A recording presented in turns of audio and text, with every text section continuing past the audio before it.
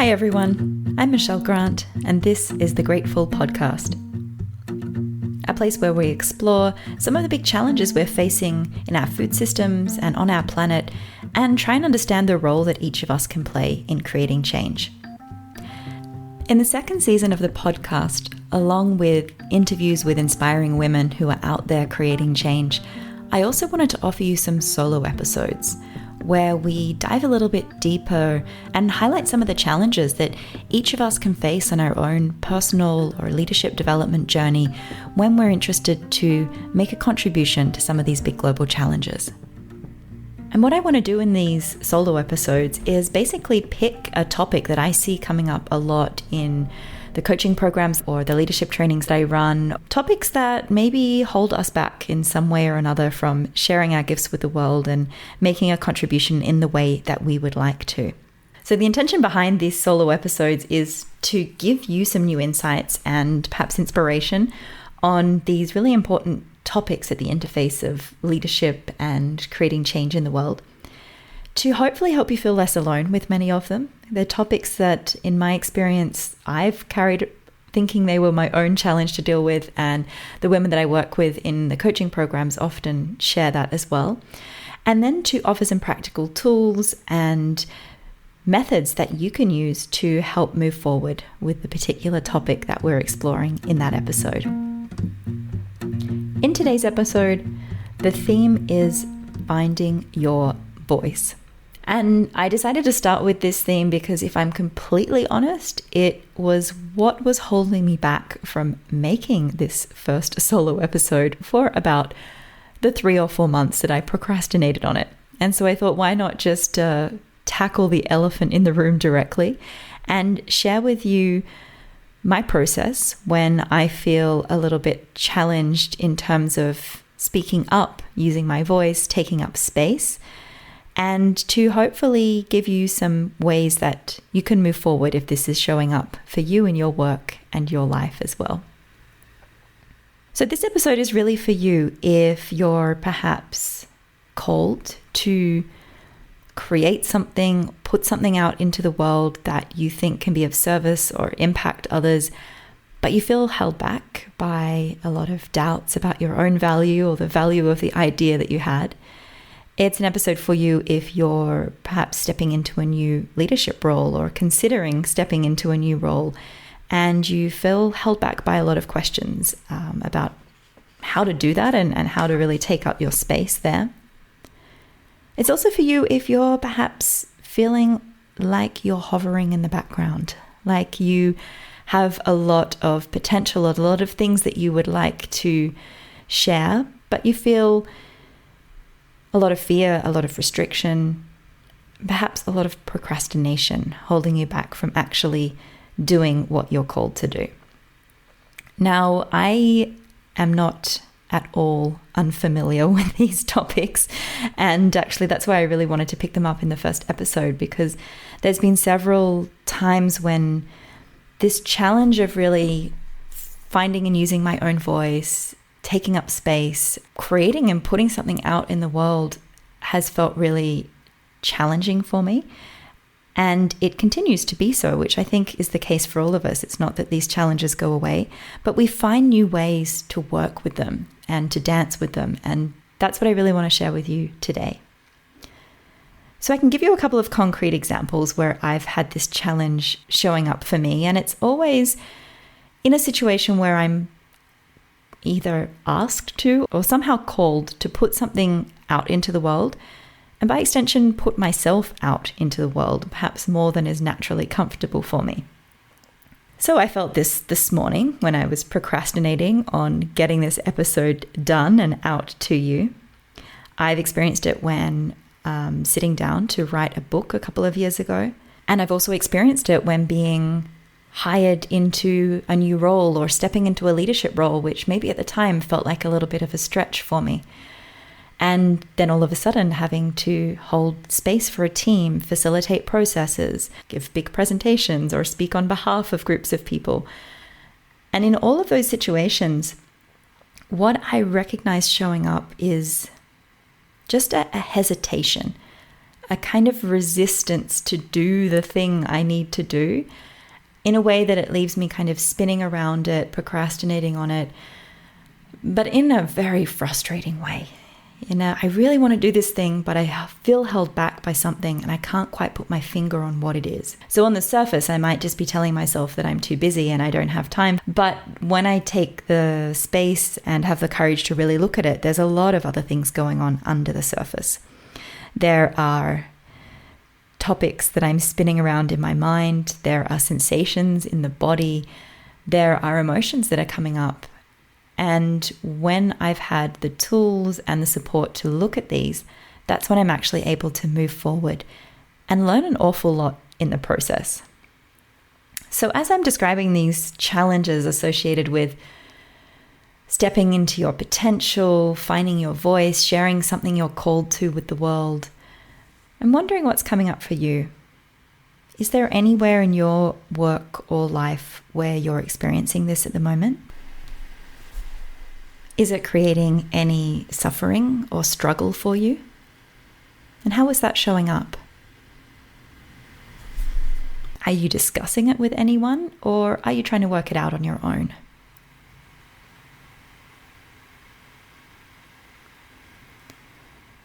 So I know for myself, when I first recognized these challenges showing up for me, I absolutely just tried to work it all out on my own.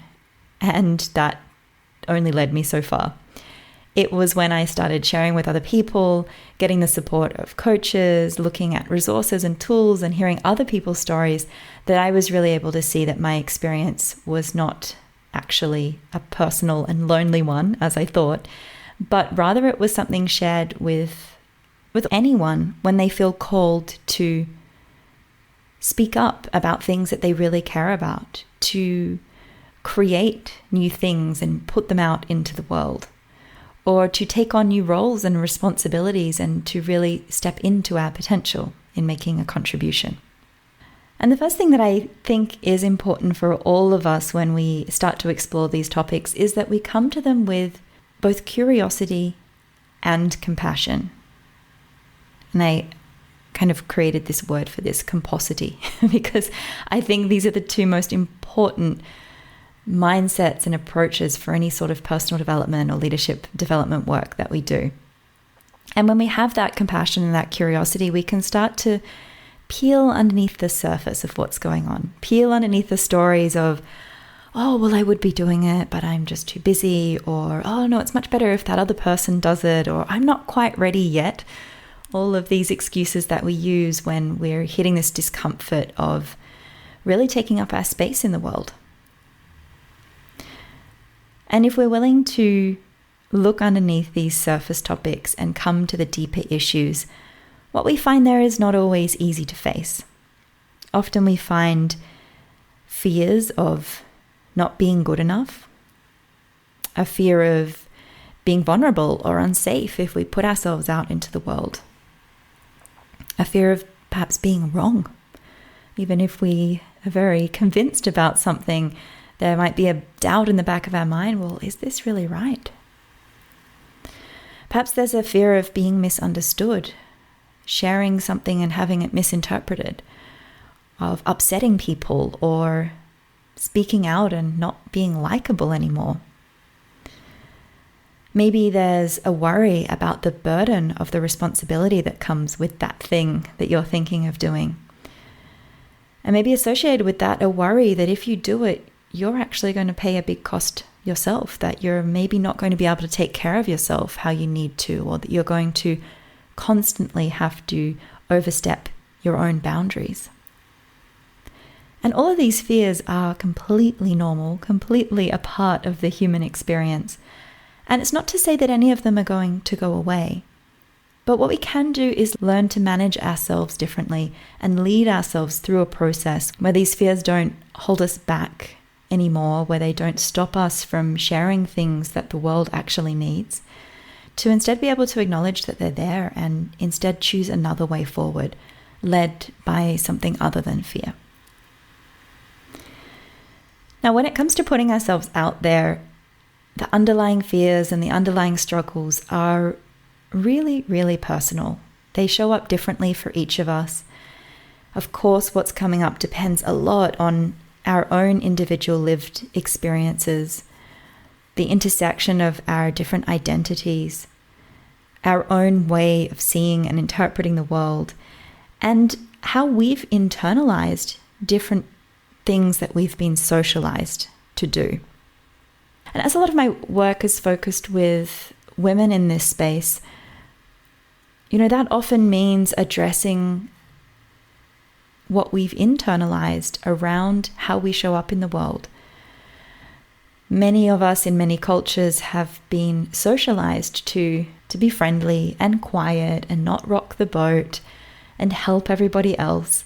And these are all in themselves not terrible things, but they can sometimes rub up against speaking out or making a stand or going against what is the status quo. And when it comes to creating change in the world, we're always going to have to go against the status quo. And so that means we are often called to face head on these different things that we've internalized.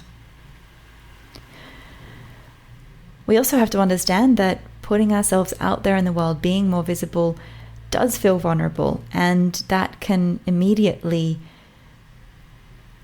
wake up the safety instinct that each of us have, these protective mechanisms that we've built up in our personality to make ourselves feel and perhaps appear to be safer. And so that's just all to say that tackling all of these topics are not exactly comfortable, and maybe so it's nice, as I said before, if we can come at them with both compassion and curiosity for ourselves and for what's going on. But here's why I think it's super important for us to face what's holding us back in being more visible or using our voice. Because there's a cost to it. There's a cost to each of us as individuals. Perhaps that unpleasant feeling of being held back, of not really sharing our gifts with the world as we would like to. There's the potential that we have regrets in the future for not having done that. And I think that when we are restricted or held back in this way, it also impacts our happiness. One of my favorite definitions of happiness is from the author Shawn Achor, who describes happiness as the joy you feel moving towards your potential. Though I do think it's nice to add to that, happiness is the joy you feel moving towards your potential in line with your values. I think it's really important to add that in line with your values part. But if that is how we understand happiness, then that moving towards our potential does often require us to step out of our comfort zone and to be maybe more visible and take up more space than we are right now. The other cost to us not doing this is, of course, for other people. Because if you're not sharing your gifts and your experience and your perspective with the world, then it means that other people don't get to benefit from your ideas, from your insights, from your experience, from your learnings. And that's a great loss to many people. There's also a cost to our planet as well. We are in a pretty dire situation right now. We have intersecting climate, biodiversity, and sustainability challenges. And the world really needs each of us to show up with our gifts and make our contribution in a way that's also sustainable for us. And I know from many years working in these spaces that there is not enough diversity at the table in terms of who is framing the challenges, who is shaping the dialogue, and who is co-creating the solutions. And so we need people who are perhaps not currently taking up space to do so. And I am not at all ignoring the huge systemic and societal changes that need to happen for that to take place. But I also acknowledge that we have aspects of that internalized inside of ourselves. And so we need to overcome those so that we can step up and take our space at the table to shape these dialogues and shape these solutions that we want to see. When it comes to creating change in ourselves, it's important that we acknowledge that the first step is becoming aware of what's actually going on.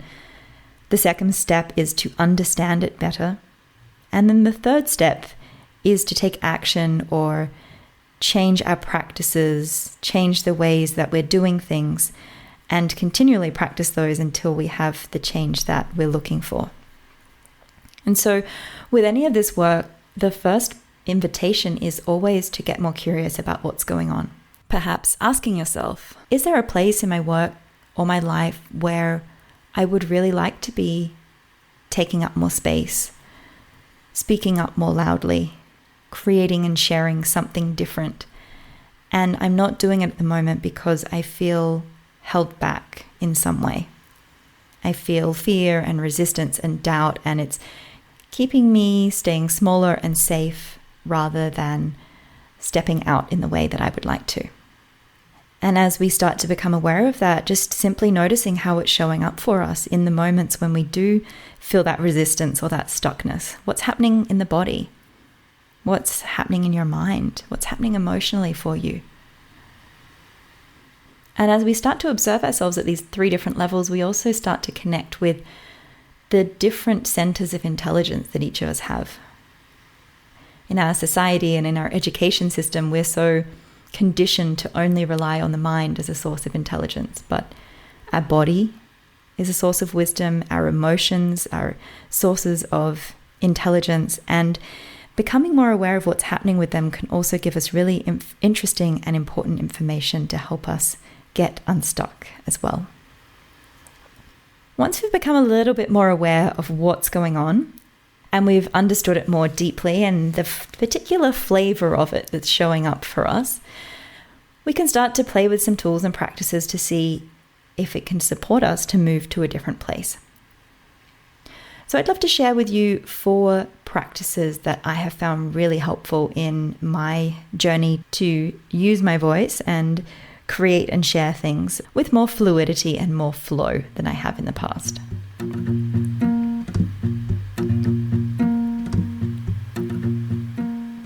So, tip number 1, make it an exploration, not a destination. I know for me, one of the challenges I have when I'm trying to create something and share it in the world is I feel really stalled around sharing anything until I feel I have all of the answers. And the challenge with that is I'm often interested in really complex challenges, and I dare say there is never a single answer. And so waiting until I try and find that means that I'm never ever going to share anything. I experienced this really intensely in writing a book a couple of years ago. I wanted to integrate information and inspiration around the challenges we're facing in our food system and what we can do to tackle them into a very practical format of a cookbook so that people were engaging with this topic in a really hands-on way. And one of the biggest challenges I had there was that I felt I had to answer all of the questions and all of the issues and provide solutions to everything before I could even think about putting this book out in the world. And that, of course, meant that I just never felt that it was finished, and it never felt like it included everything that I wanted it to. And thank God, because then it would have been like a 17-volume, 15,000-page book instead of a brightly designed 200-page digestible book that people actually want to interact with. So what helped me really move ahead here was basically to step back from seeing my role and seeing what I was trying to do as providing answers to everybody, and instead frame this entire book writing experience as a journey that I was going on for my own personal development. Now that might sound very selfish. However, what it helped me to do is just reframe the whole experience as a learning journey, as an exploration process around things that I was interested in. And it took away this burden of feeling like I was having to provide all the answers to all of the people. So what I did is sat down, I got myself a journal and wrote at the start of the journal, why am I doing this project? And the why is just for me. What do I want to explore and learn through this process? And then I just got everything out in bullet points that I wanted to focus on while I went through this journey. I then asked myself, okay, well, if that's what I'm interested to learn and that's how I want to develop through this process, then what are some small steps that I can get started with that feel like I'm leaving my comfort zone, but just going into the stretch zone, not into the extreme discomfort zone? And how can I just take one of those steps and then take the next step and so on and so forth? And by reframing this as a learning journey, what it really helped me to acknowledge is that in all of these processes, the gold is actually in the struggle. What we learn and how we grow is exactly because of the struggles and the challenges that we face in the process. That's where we're able to develop new capacities, where we're able to expand our understanding, expand our capabilities. And that's never a very comfortable thing.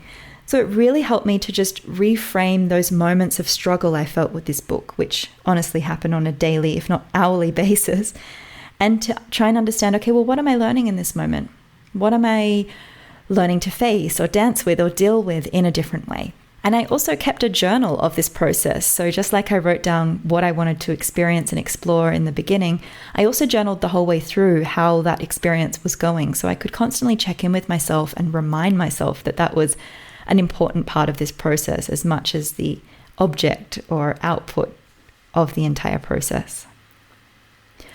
I also realized after about 6 months of procrastinating of writing this book that I was trying to face this struggle all alone, and that there was no way I was going to get to the finish line of the project without building myself a support network. And so I think as we're facing these challenges, really to ask ourselves, what would feeling supported look like for me in this process? And to then ask for that support.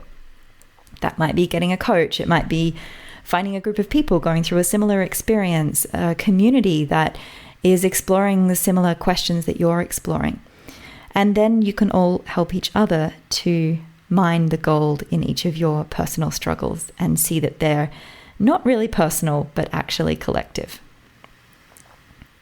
And I think being in community gives us an amazing opportunity to immediately share our lessons with others as we go through this process. So often people only share lessons after they have mastered something or appear extremely successful in conventional terms. And I think that's such a pity, because if we would share more when we're in the trenches and we're really struggling, then I think we would all see that we're really not alone with what we're dealing with. Second tip, do you want to lead with fear or love?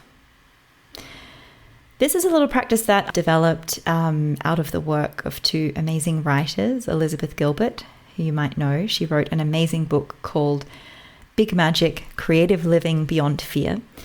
And there she talks extensively about how we can work with fear when it comes up in our creative pursuits. And she doesn't frame creativity just as painting or writing. It's really whenever we're designing and bringing forth anything new in the world.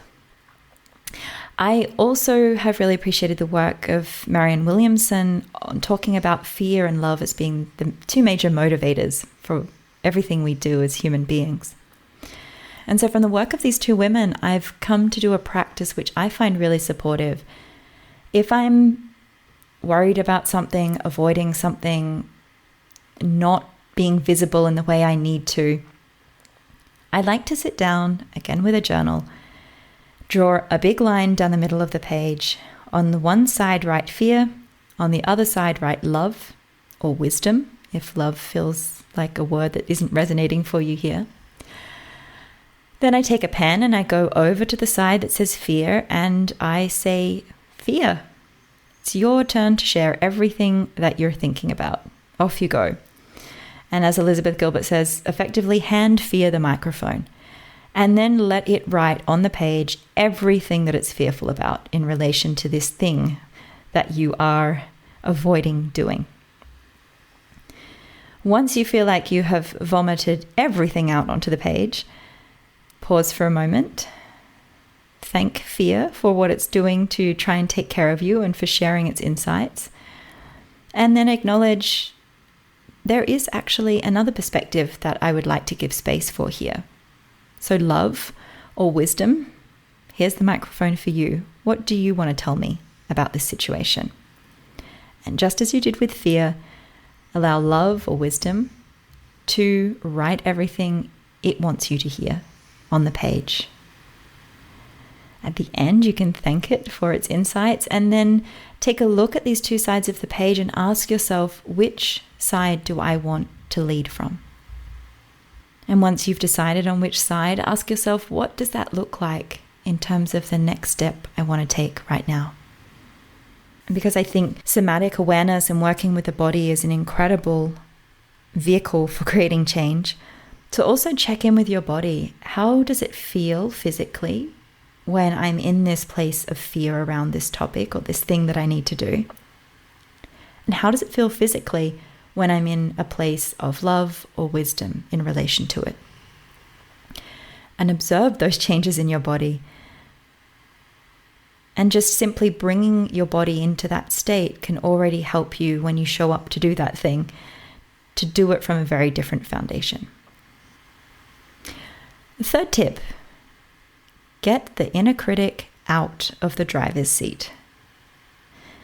So very much in relation to the idea of fear is this inner critic that all of us have that often starts screaming extremely loudly as soon as we want to step out of our comfort zone in any way, shape, or form. We all have these inner critic. It probably will be with us for life. The question is it completely running the show? Or do we need to perhaps have a new way of working with it where, again, we can show up and lead from a different place? And when it comes to the topic of the inner critic, the person whose work has influenced me and supported me the most here is Tara Moore. So she wrote a really important book called Playing Big, which is all about helping women to play bigger on their own terms, whatever that means for them. And I've also done the Playing Big Facilitators training with her, which is a wonderful training program sharing how you can utilize these tools to support others. And the one tool that I find really helpful is her work with the inner critic. And if you're interested to explore this, you can find a lot on her website or you can find it in the Playing Big book. But the basic idea is to first of all check in these moments when you're feeling you're holding yourself back from playing bigger in whatever way that means for you. To observe again what's happening in the body and to observe that voice that's perhaps being critical or judgmental of you at that time. Maybe the voice that's saying, oh, you don't know enough to do that yet. Or, no, wait, you're not ready for that yet. Or, well, who do you think you are to do that? Or, there's enough noise in the world, don't add to it. Or, that's already been done. What's original here? What value does your idea or your contribution have here? All of those voices that we all have. This is the inner critic at play. Most of the time we're completely identifying with this inner critic, and so it's really hard for us to get any perspective from it or to have any perspective other than the one it is offering to us. So the first step that we can do to work with it is to simply start observing this voice and to use a tool that psychologists call self-distancing. And this is becoming the observer of ourselves. Imagining that there's basically another version of us sitting over our shoulder, observing everything that we do with a really non-judgmental and caring presence. And when we start to self-distance in that way and observe this inner critic, we can start to hear a little bit better what it's telling us. And to help us self-distance even further, what we can do is create a character for this inner critic. So as we sense how it shows up in terms of how we feel in the body, emotionally, mentally, as we hear the type of words that it uses, the tone of voice that it has, we can actually start to attach a character to that.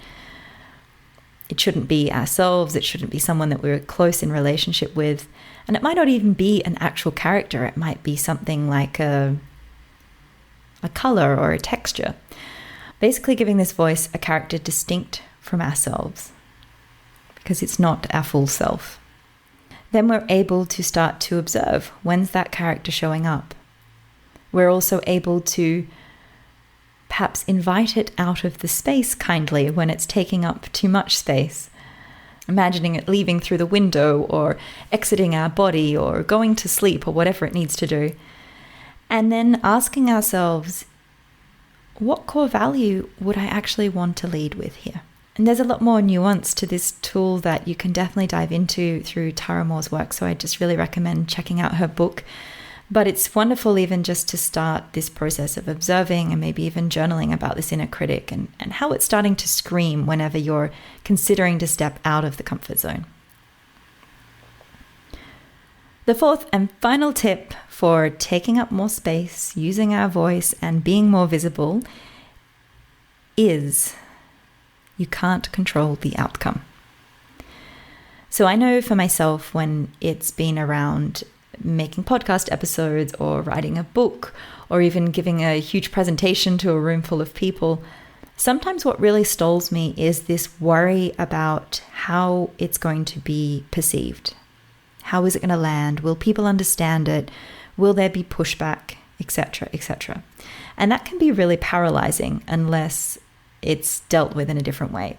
And what's really helped me is just a realization that if I put something out into the world, and by extension of it myself, I cannot control how people respond to that. I cannot control what impact it has. The only thing I can control is the intention with which I show up to do it, how I show up through the process, and the mindset I have in engaging with people who respond to it in some way. I've realized that it's not actually my responsibility to make sure that it makes sense for everybody or that everybody feels good about everything. Indeed, it's even the case where people disagree strongly that I can have the most interesting insights and learnings myself. So this idea of releasing control of the outcome, of knowing when my work is done and letting the rest be up to something bigger than me, has just been really freeing in actually putting things out into the world. So there are 4 tips that I hope can help you in your journey. Firstly, make it an exploration, not a destination. Secondly, do you want to lead with fear or love? Third, get the inner critic out of the driver's seat. And finally, you can't control the outcome. Working with all these tools doesn't mean that the fear and the doubt and the hesitation won't show up. It probably will for all of us always. And it doesn't mean it won't feel uncomfortable along the way. But it does mean we're going to learn an awful lot in the process. And we're going to allow our gifts and our contribution to make it out into the world, which is where they belong. The world really needs you and your talents and your gifts and your voice right now. We need diverse perspectives at the table to understand our problems and co-create solutions. And I hope that some of these tools can help you tackle some of the challenges that we inevitably face along that path. The most important thing that I have had to learn is that you don't have to do it alone. Look for support from friends and family and colleagues, but perhaps also look out of your immediate vicinity and try and find communities or coaches who are really trained to support in these processes. Having experienced these things myself and the positive impact that it's had, that's been a major kind of motivator and driver for me in setting up the coaching programs, the trainings, and the communities that are grateful for women who are looking to lead sustainable change from the inside out. So there were quite a few different things to digest in this episode. Perhaps you want to take a moment now to take a few deep breaths, reflect on what you've heard, and maybe journal about one of these tips or tricks that you might want to practice, or an insight that you want to work with over the coming days. Thanks so much for listening to this episode of the Grateful Podcast. If you liked it, then please go ahead and subscribe and share it with a friend. And I would love to get your questions answered here. So if there's something that you would like answered or explored on this podcast, just send me an email to podcast@thegrateful.com and I'll do my very best to get your questions answered here on the show. Music in this episode came from Blue Dot Sessions.